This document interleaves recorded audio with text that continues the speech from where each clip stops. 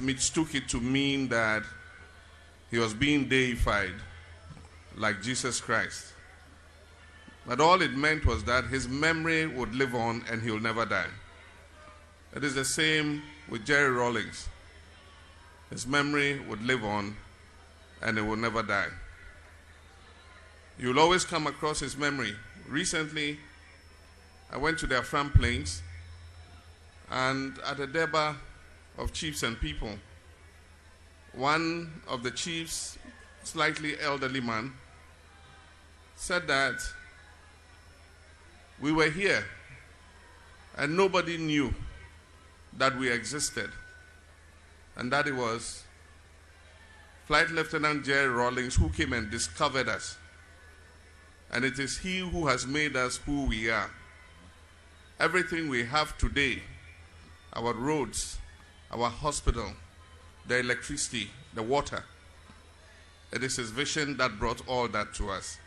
I thought that was a very powerful testament. Many years after he left office, this chief was speaking very powerfully about what he had done for them. I'll just say a few anecdotes of some of my personal experiences with him before I read my official statement. We wrote to him. I was president, and cabinet had decided that the FPSOs that we use on our oil fields should be named after ex-presidents. And so the first one was named after Kwame Nkrumah, FPSO Kwame Nkrumah and the Jubilee Field.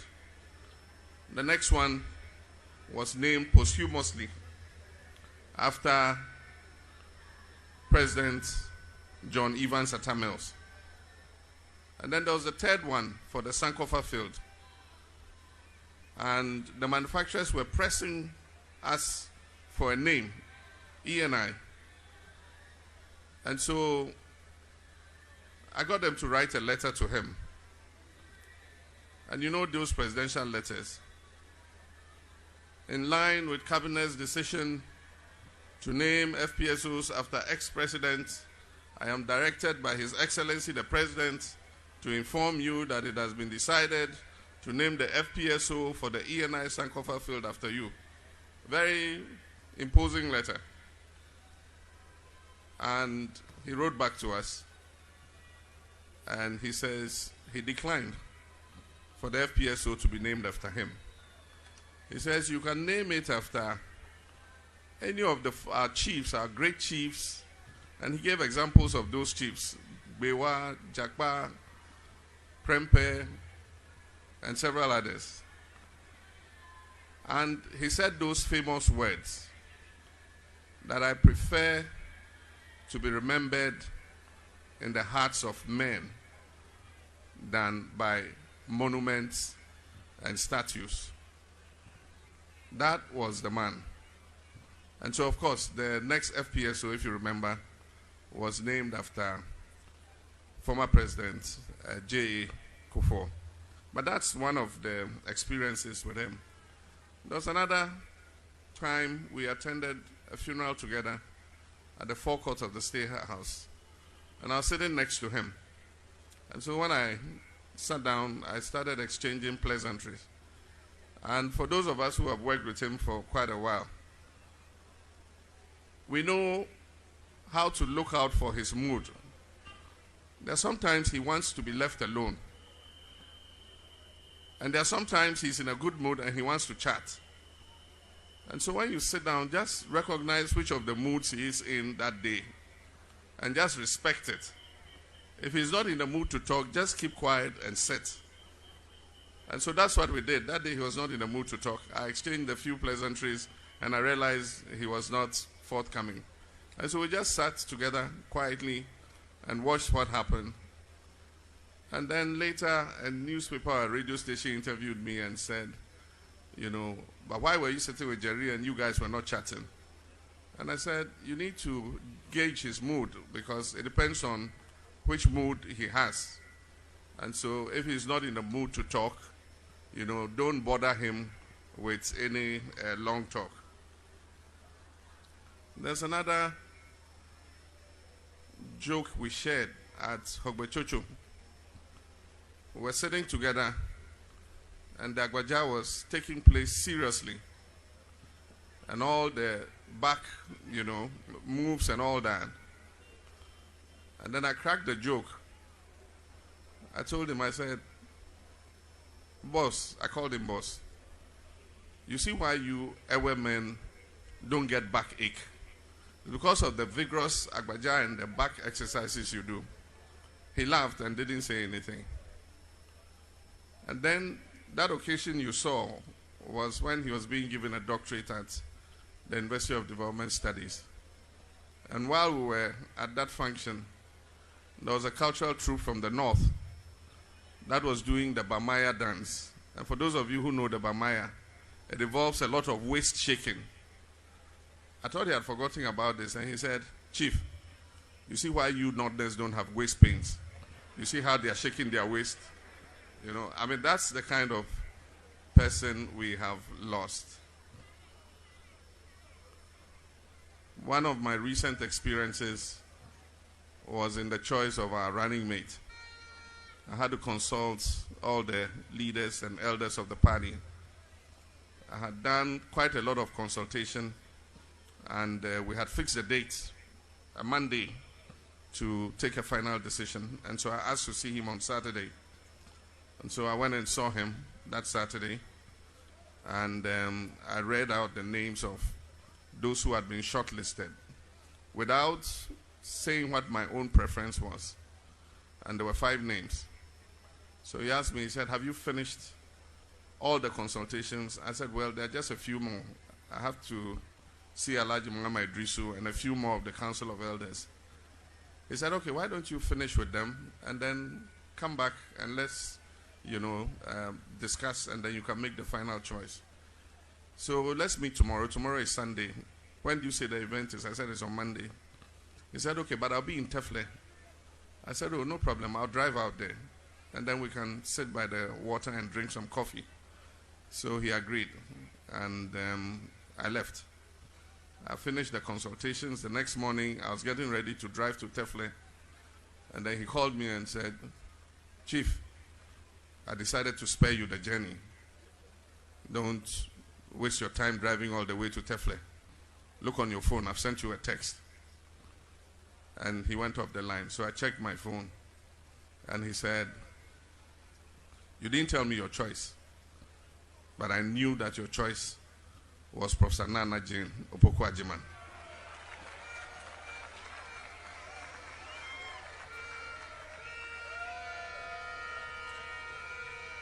He said, and you know his favorite, he said, she's a woman of integrity, and I think that you should go with her. That was the text. And so that sealed my decision. And everything else is history. But when the time comes, there are a lot of moments we shared with him that will be useful for us to put on paper in books for those of us who worked with him, so that future generations will know and understand the person that we are mourning today.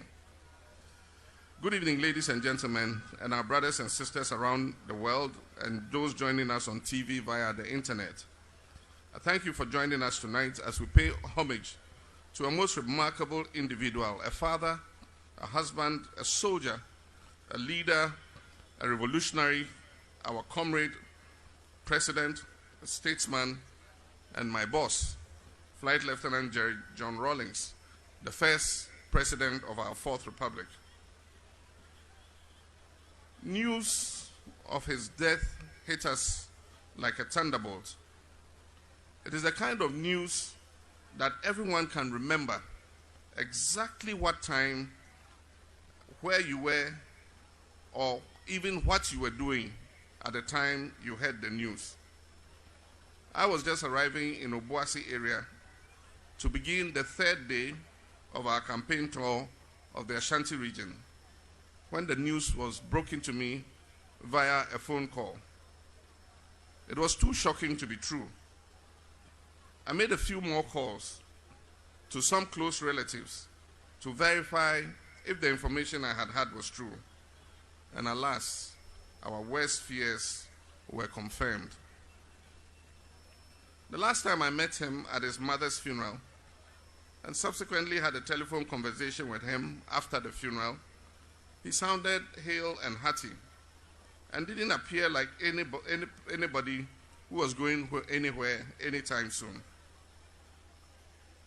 I later learned he had been hospitalized when I was leaving for the Ashanti region. A quick call to one of his aides reassured me that he was taking a rest and being observed by the doctors after the stress and fatigue of his mother's funeral. Flight Lieutenant General Rawlings has been an enigma all his life, and no wonder his manner of departure from this world had to be sudden and totally unexpected. Like any leader, there were those who loved him and would lay down their lives for him. There are also, unfortunately, those who disliked him with a passion, and this is already reflecting in his life's postscripts being written by many authors. Since his passing, I've seen several postscripts eulogizing him, and I've seen a few others in anguish that he passed away so peacefully. This marks the end of an era, but it's also the beginning of an era. The persona of Rawlings bestrides Ghana like a colossus. His impact on the current trajectory of our country has been immense, and it's necessary for us to find the right balance to appraise his role as the founder of Ghana's current democracy. His life was tumultuous. His life was filled with tragedy and triumphs. Death is the ultimate leveler, and we must use this occasion of his passing to bring healing to our nation. He was our comrade, and we worked with him. I called him boss, and he called me chief. He was not perfect. Neither are we perfect. We had our disagreements, and we had our joyous moments of success.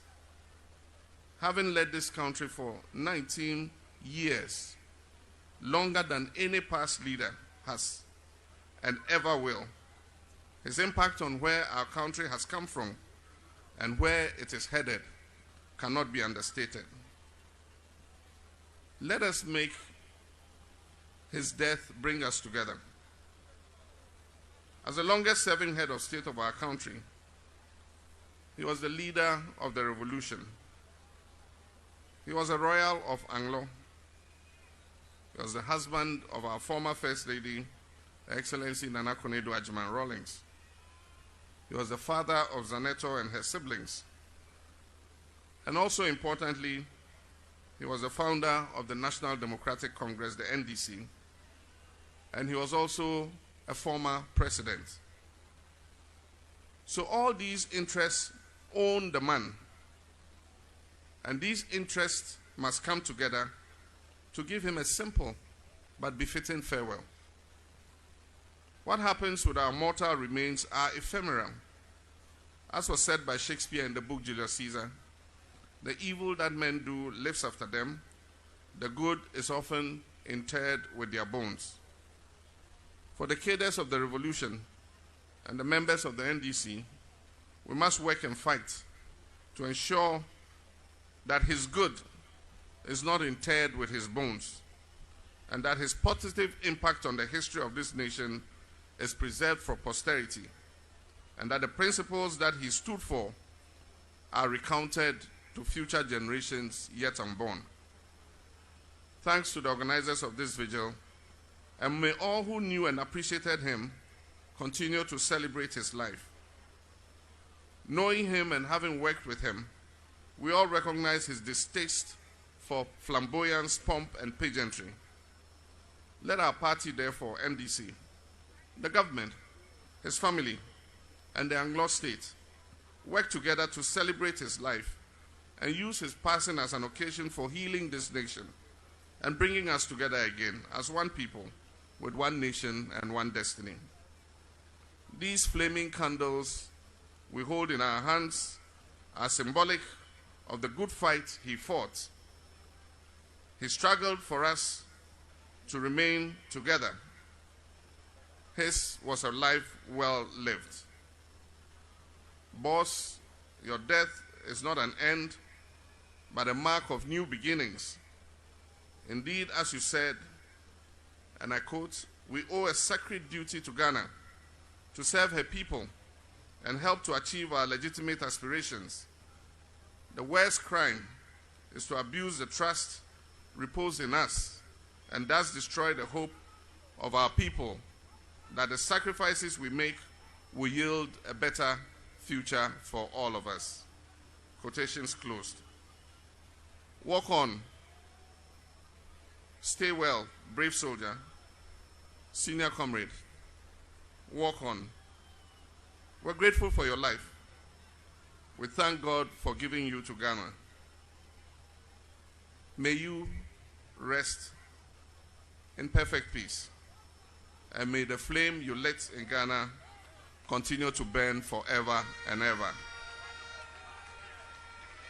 We will observe a moment of silence, both for our fallen founder, but also in memory of our former President, John Evans Atta Mills, and our former Vice President, Pakwesi Emisahata. Let's observe a minute's silence for these three personalities, but also for all the many comrades who have fallen in the battle. May their memories continue to live with us. A minute's silence, please.